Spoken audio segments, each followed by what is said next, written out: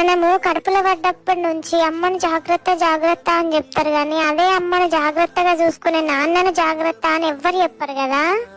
అమ్మ నైట్ మొత్తం పిల్లలతోని మెలకువతో ఉంటది, అలసిపోతుంది అని చెప్తారు కానీ ఆ అమ్మతోని నాన్న కూడా తోడుగా ఉండరు అని ఎవ్వరు చెప్పరు కదా. అమ్మ అన్నం తినంగా పిల్లలు ఏడుస్తారు అని అంటారు కానీ ఆ పిల్లల్ని ఏడవకుండా ఎత్తుకొని చూసుకుని అమ్మని అన్నం తినేలాగా నాన్న చేస్తాడు అని నాన్న పేరైతే ఎవ్వరు చెప్పరు కదా.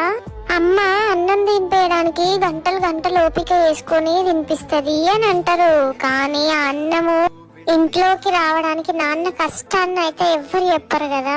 పొద్దున్న నుంచి సాయంత్రం వరకు పిల్లల్ని చూసుకొని అమ్మ సాయంత్రం అయితే అలసిపోతది కానీ నాన్న ఆఫీస్ కి పోయొచ్చినాక కూడా పిల్లలతోనే ఆడుకుంటాడు, అలసట అనేది లేకుండా నాన్న చూసుకుంటాడు. కానీ ఇక్కడ కూడా నాన్న పేరు ఎవ్వరు చెప్పరు కదా.